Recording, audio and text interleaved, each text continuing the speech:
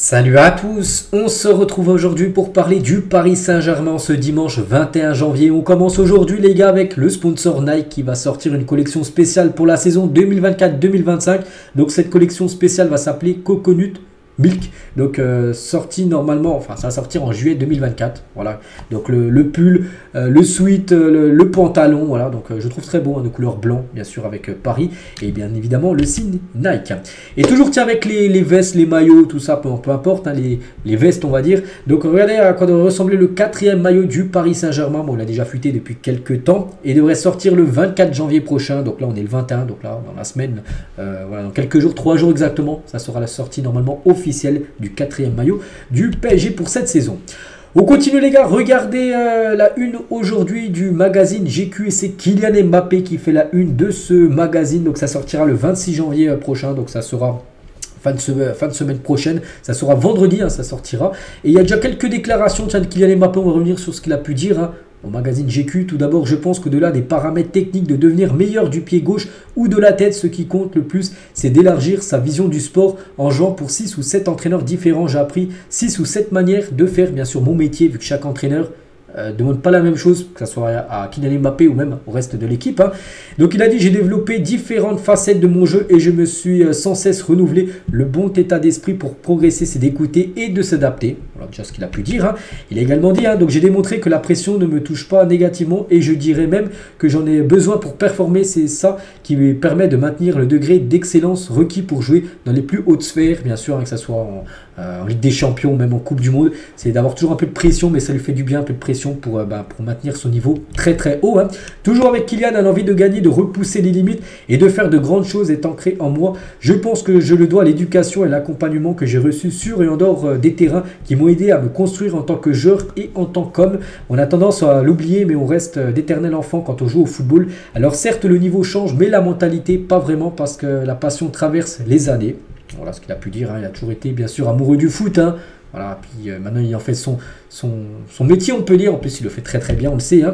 Il parle aussi d'un célèbre basketteur, LeBron James, hein, qu'il a déjà rencontré lors d'un, je sais pas, lors d'une cérémonie, j'en sais rien. Bref, donc il a une carrière bien plus avancée que la mienne et des projets en dehors du sport qui ont conforté sa place de légende, hein. Pouvoir demander des conseils à des personnalités aussi inspirantes, c'est une chance pour ajuster mes projets et créer mon truc à moi qui soit le plus efficace possible pour les jeunes d'aujourd'hui. Ces projets grandissent avec moi et me rendent particulièrement fier. C'est important pour moi de véhiculer des valeurs comme l'échange et le partage en m'entourant de partenaires qui soutiennent mais surtout comprennent et valident mon engagement sociétal. À chaque fois il s'exprime super bien quand même Kylian Mbappé. On a pu le voir, tiens, il y a quelques jours, c'était jeudi soir d'Envoyé spécial. Elle a répondu parfaitement à Elise Lucet, celle qui celle qui présente, hein, ça Envoyé spécial. Puis là même chose, hein, quand il a interviewé à GQ France, voilà.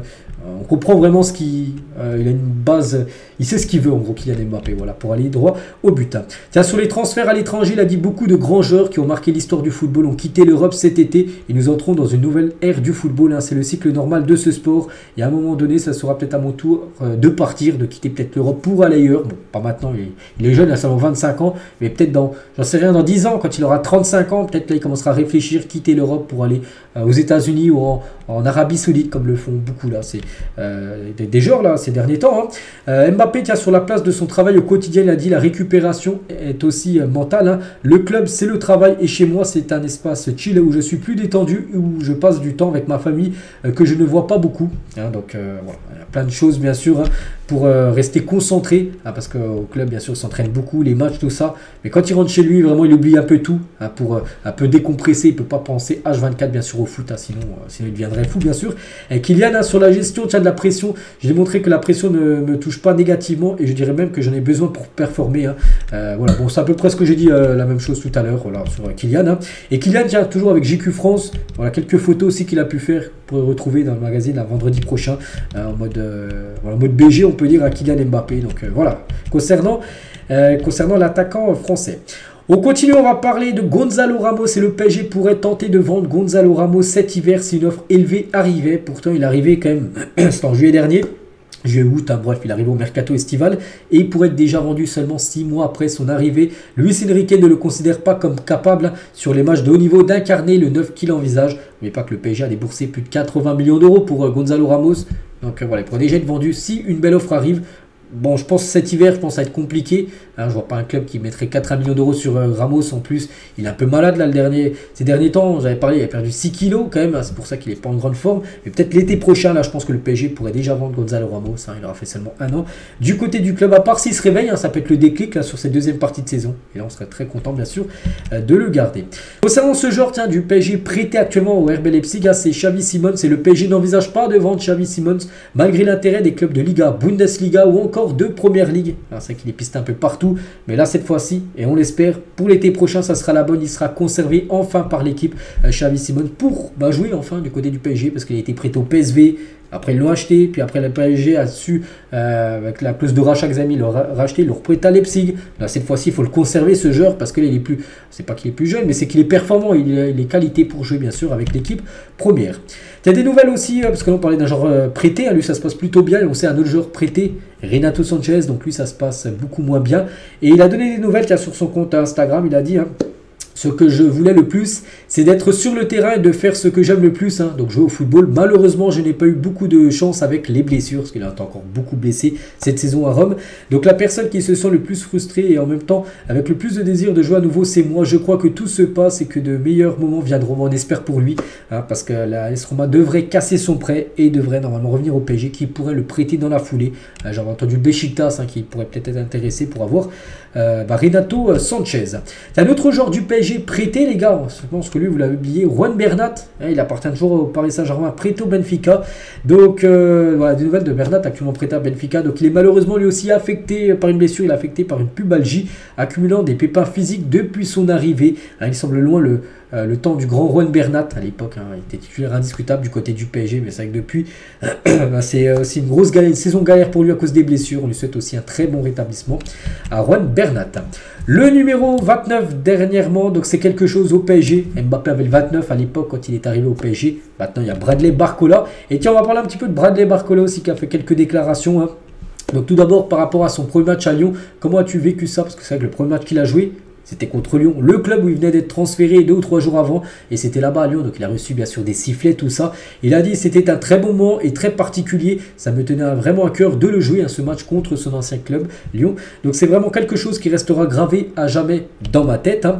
Non, je n'avais pas de pression de jouer ce match contre son ancien club, parce que j'avais parlé avec le coach, il m'avait dit d'entrer sur le terrain l'esprit tranquille, et voilà, il avait joué la fin de match, hein, Bradley Barcola, on se souvient. Hein. Toujours avec Barcola, dès le premier match, on te met sur le terrain, tu sais qu'il y a une vraie confiance en soi. Donc là, il parle de Luis Enrique. Ça m'a fait vraiment plaisir. Je ne le remercierai jamais assez. C'est vrai que Luis Enrique, ça a été une volonté, bien sûr, d'Enrique de faire venir Bradley Barcola. Et on peut voir qu'en plus, là, que les derniers matchs, hein, il est quasiment maintenant tout le temps titulaire.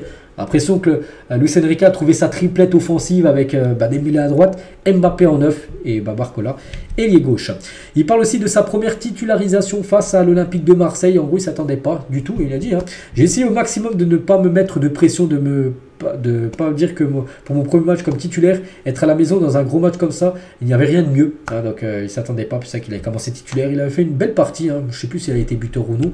Hein, c'était lors d'une victoire 4-0, le PSG avait mis 4-0 à l'équipe de Marseille. Le coach nous dit presque tous les jours qu'il faut travailler à l'entraînement et que si tu travailles bien, tu joues. C'est pour ça que tout le monde travaille beaucoup. Et comme il l'a dit, il n'y a pas d'âge. Hein, c'est vrai que tu es 35 ans, si tu es super bon, tu joues. Mais si tu as 17 ans, comme Zeremri, et si tu es bon, tu joues. Il n'y a pas d'âge, hein, peu importe.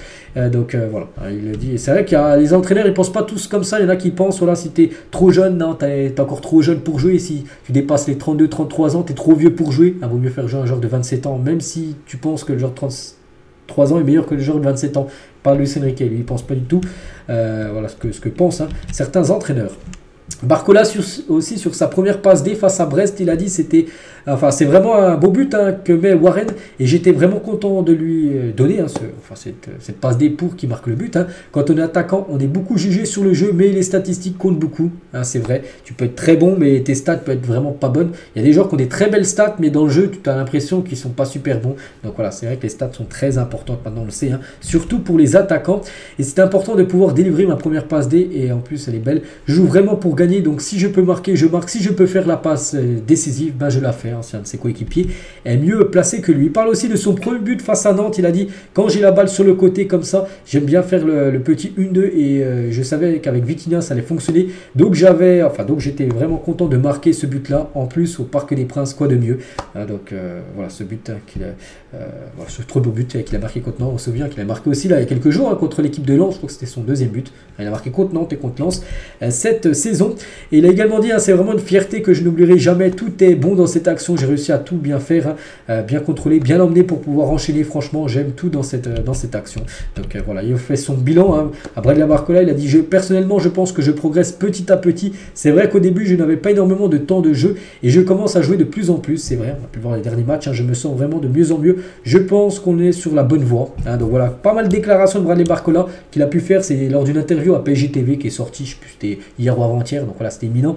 Donc voilà, concernant bien sûr la recrue parisienne. On finit avec ça les gars aujourd'hui. J'espère que ça vous a plu. On parlera bien sûr du match à dire contre Orléans. On parlera comme d'habitude le lundi des résultats. Allez, moi je vous laisse. Je vous souhaite une très bonne journée. Je vous souhaite également un bon week-end et à demain.